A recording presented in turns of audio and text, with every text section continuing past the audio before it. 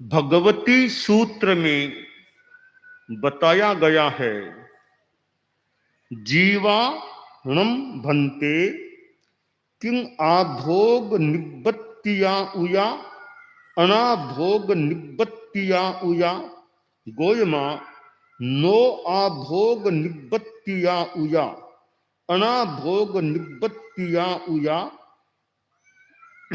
एवं निर्यागी एवं जाग बेमानिया। प्रश्न किया गया कि जीव का जो आयुष्य बंध होता है वह ज्ञात अवस्था में होता है या अज्ञात अवस्था में होता है। यह नियम है कि प्राणी अगले जन्म में जाता है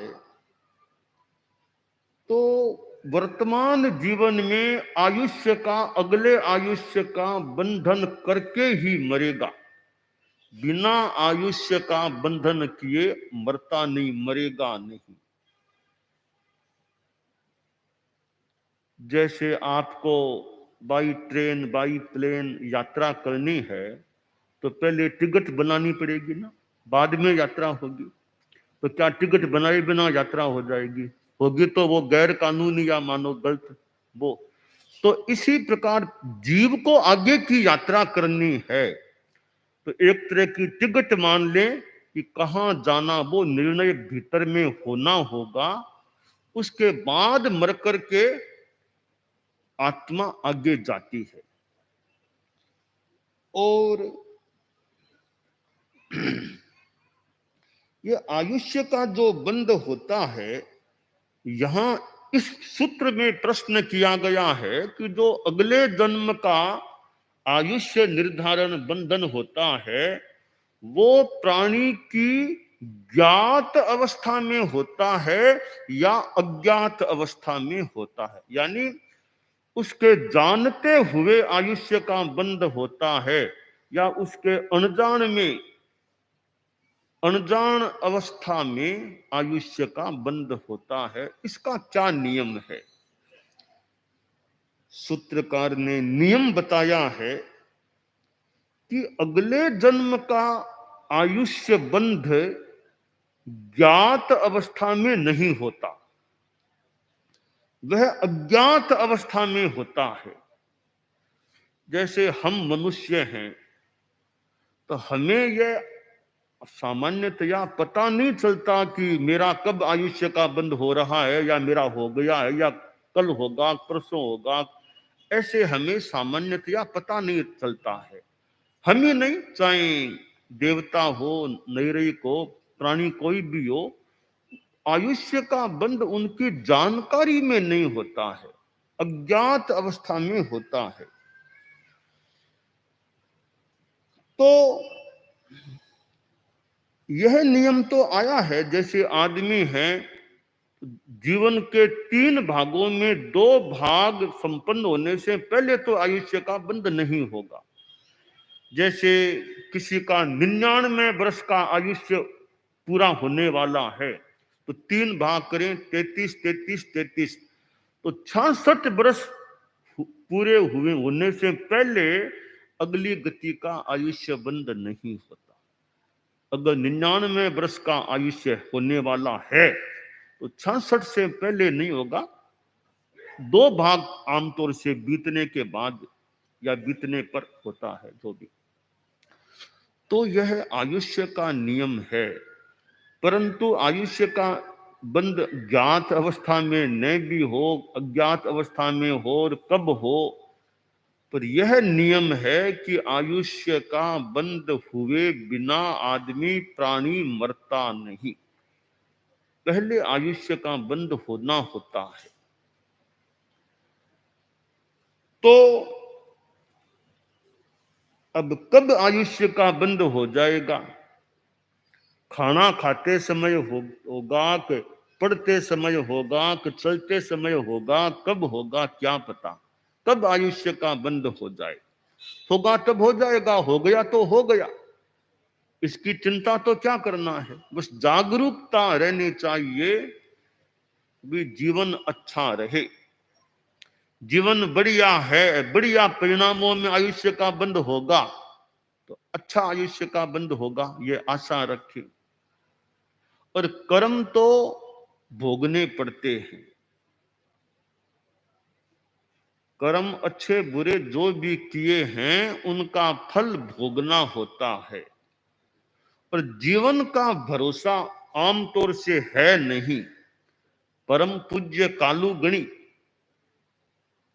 छापर के लाल, छापर के अवदान कालू गणी, और मैंने सुना कि कालू गणी का शरीर इतना अच्छा था, संभवतः गुरुदेव तुलसी से सुना होगा कि कालू गणी का शरीर इतना मजबूत, साउंड बॉडी या रिष्ट पुष्ट अच्छा था कि 10 साल भी कुछ नहीं बिगड़ता उसका, ऐसा मजबूत। मुझे मुझे याद आ रहा है गुरुदेव तुलसी ने फरमाया था, अगर मैं भूल न करूं, कि कालूगणी का शरीर इतना मजबूत, इतना अच्छा था कि 10 साल भी कुछ नहीं बिगड़ता उसका।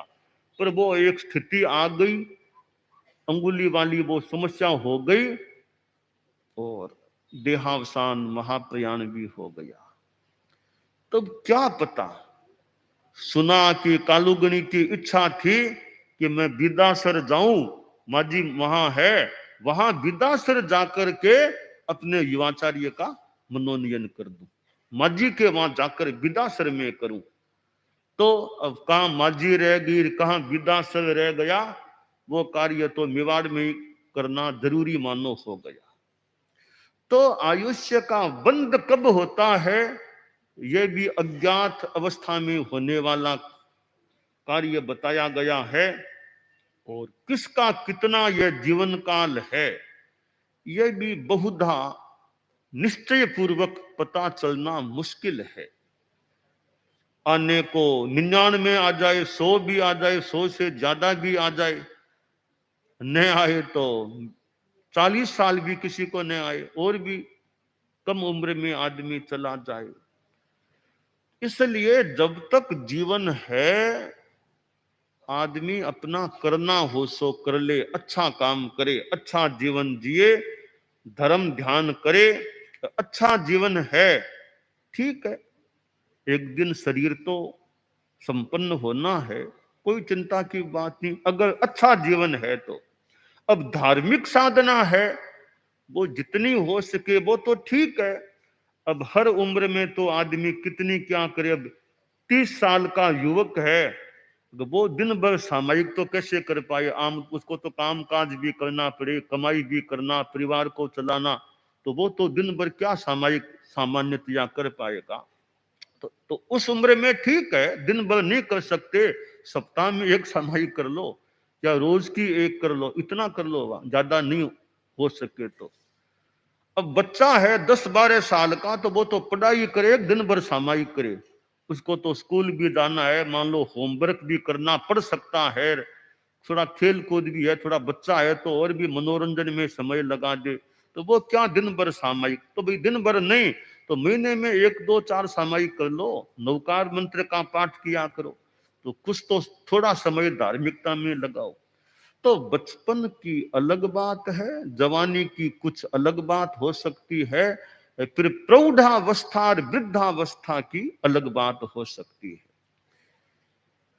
अब व्यवस्था समिति में कार्यकर्ता मान लो काम में लगे हैं, चौमासा वा सामाजिक कितनी करते हो भी हो उतनी कर लेंगे, बाकी तो ड्यूटी पर रहना पड़ता है उनको। तो कोई भोजनालय में लगा होगा, कोई आवास व्यवस्था में लगा होगा, कोई किसी व्यवस्था में लगा होगा, अध्यक्ष हैं तो चारों तरफ की मानो जानकारी में और में लगे रहें, तो दिन भर थोड़ी सामाजिक करेंगे, कैसे कर पाएंगे। और दूसरे काम है, बखान में सामाजिक कर ली या सवेरे कर ली, बाकी तो ड्यूटी में रहना होता है। तो अपनी अपनी परिस्थितियां हैं। अब चौमासा पूरा हो गया, अब इतना काम सल्ट गया सारा, अब सामयिक थोड़ी ज्यादा भी कर सकते हैं, टाइम मिल जाए तो उम्र को देख करके, अपनी परिस्थिति को देख करके धार्मिक गतिविधियों में समय लगाने का प्रयास करना चाहिए। तो व्यवस्था समिति के कार्यकर्ता जो बहुत व्यस्त हैं, वो तो कितनी सामाजिक करें। बाहर के आए हुए यात्री हैं, 4 महीना रहने वाले, 3 महीना मान लो रहने वाले, वो भले दिन में 8 सामाजिक करो, 7 सामाजिक करो, उनको तो व्यवस्था समिति द्वारा बना हुआ पंडाल तैयार है, उधर अंदर हॉल तैयार है, और जगह है वो है, भले बैठे बैठे सामायिक करो। उनको तो कोई ड्यूटी देनी नहीं है व्यवस्था समिति के वहां ऑफिस में जाकर के। इनका तो धार्मिकता ही काम है, सामायिक करना अच्छा काम है। तो अपनी अपनी परिस्थितियां है कि किस उम्र में किस परिस्थिति में कितना समय धर्म के लिए लगा सकते हैं। तो गृहस्थ जीवन है तो अर्थ भी चाहिए, पैसा भी चाहिए, तो मकान भी चाहिए, दुकान भी चाहिए, ऑफिस चाहिए, तो और भी बहुत काम है। परंतु निवृत्ति की तरफ है कि 70 वर्ष आ गए, 75 आ गए, 80 आ गए, बडेरे हो गए हैं, काम संभालने वाले बेटे संभालने लग गए हैं, अब इतना काम नहीं है, अब भले 6 सामाई करो, 7 कर लो, 5 कर लो, अब इतना काम नहीं है। तो काम इतना नहीं है तो भले खूब धार्मिकता में समय लगाओ, क्योंकि आगे के लिए भी तो अच्छी तैयारी रहे। तो अपनी उम्र और अपनी परिस्थिति को देख करके आदमी को धार्मिक प्रवृत्तियों में अपने समय का नियोजन करना चाहिए। सामायिक है, उपवास है, पोषा आदि आदि स्वाध्याय है।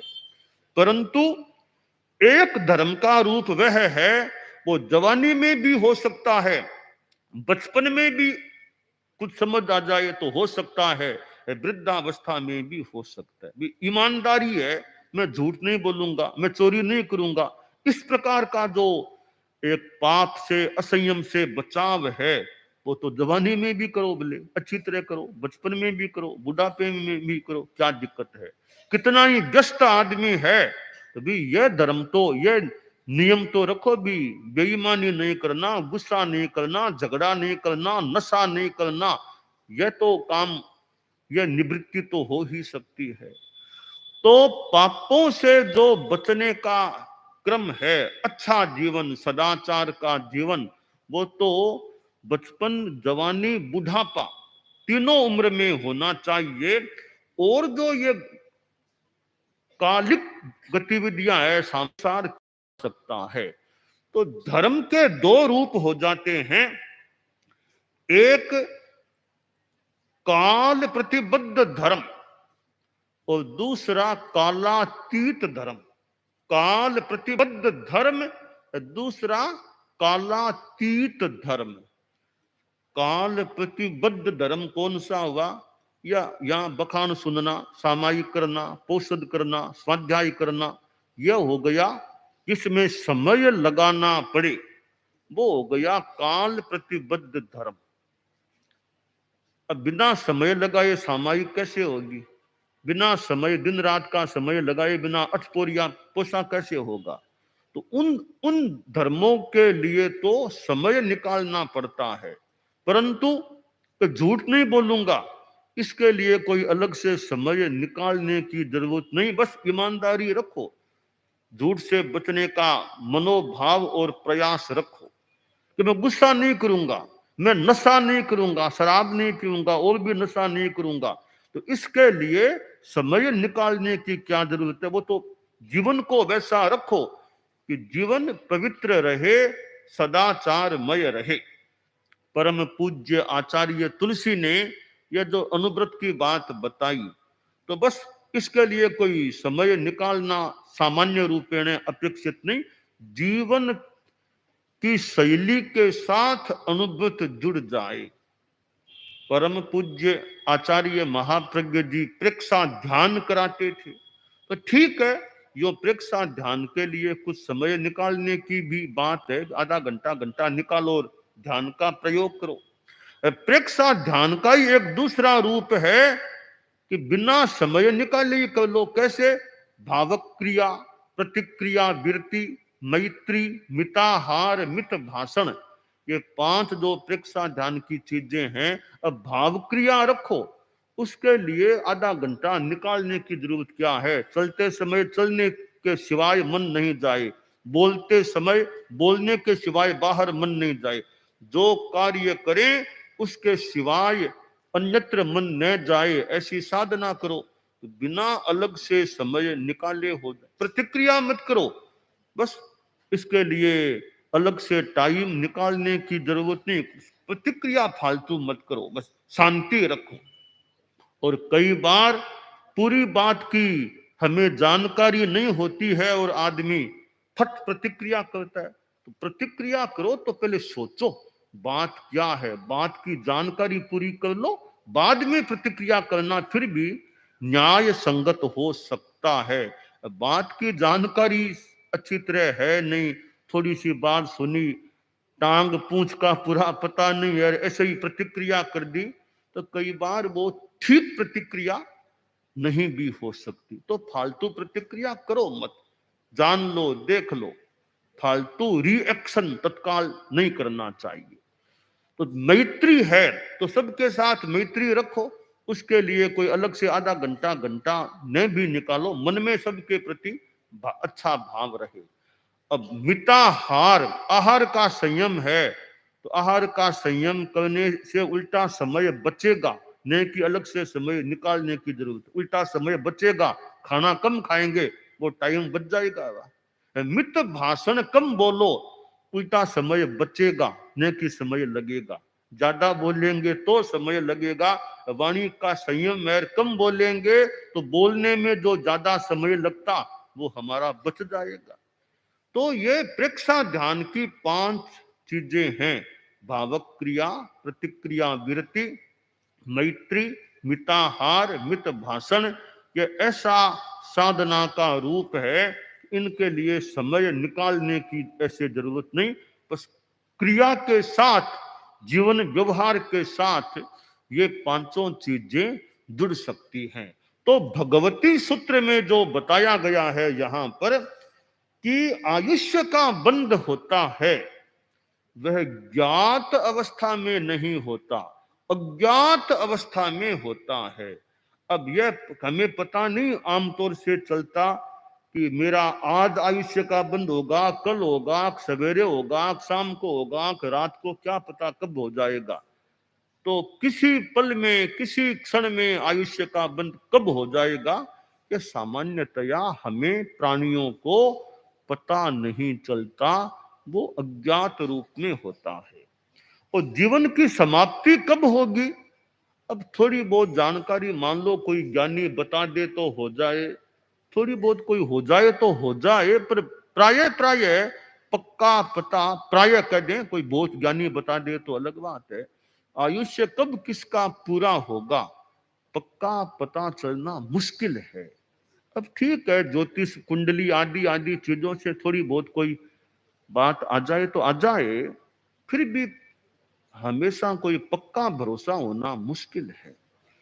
तो आयुष्य का बंध कब होता है यह भी अज्ञात सी चीज है, और जीवन की समाप्ति कब यह भी अज्ञात सी है। और एक दृष्टि से देखें तो जीवन की समाप्ति कब होगी यह पहले पता न चलना बढ़िया है, पता न चलना बढ़िया है। पहले पता चल जाता है तो आदमी पहले ही मानो मरना शुरू हो जाता है। आयुष्य तो आएगा 1 साल बाद, पता चल गया 1 साल बाद मृत्यु है, तो वो साल ही आदमी मानो मरने लग जाता है, स्थिति बड़ी खराब हो जाती है। तो सृष्टि का नियम बढ़िया है, प्राय पहले पता नहीं पड़ता कि कब जीवन पूरा होगा, आदमी ताकि निश्चित शांति से जी सके। और ऐसे डॉक्टर भी कई बार बता देते हैं, अभी कैंसर है, चौथी स्टेज है, वो है, अब ज्यादा दिखने वाले नहीं है। ऐसे कुछ जानकारी डॉक्टरों के हिसाब से भी प्राप्त हो सकती है। खैर, आदमी को बढ़िया बात यह है कि मौत का भी डर न रहे, न बीमारी का डर हो। बीमारी भी आ गई तो इलाज तो मान लो कराया जा सकता है, कराना चाहे तो, अगर मन में डर न हो वो अच्छी बात है। ठीक, आ गई तो आ गई बीमारी, कोई कर्मों का योग है, मन में शांति रहनी चाहिए। तन में अशांति हो सकती है पर मन में शांति रहनी चाहिए, यह खास बात है। परम पूज्य कालूगणी थे, उनके तन में तो तकलीफ मानो बीमारी जो भी हो गई थी, पर लगता है मनोबल उनका अच्छा रहा होगा कि कैसे तो गंगापुर पधार गए, गंगापुर ले लिया कि चतुर्मास गंगापुर का तो गंगापुर चले, पहुंच गए। वो जमाना कैसे पैरों से चलते चलते कहाँ मालवा से चले वेर कैसे गंगापुर पहुंचे हैं। बीच में भीलवाड़ा था तो भी चौमासा गंगापुर। तो कालुगणी का मनोबल कभी नियम के अनुकूल नहीं है तो दवाई वो उपचार नहीं कराना है। तो कालुगणी का लगता है मनोभाव अच्छा अंतिम दिनों में रहा है।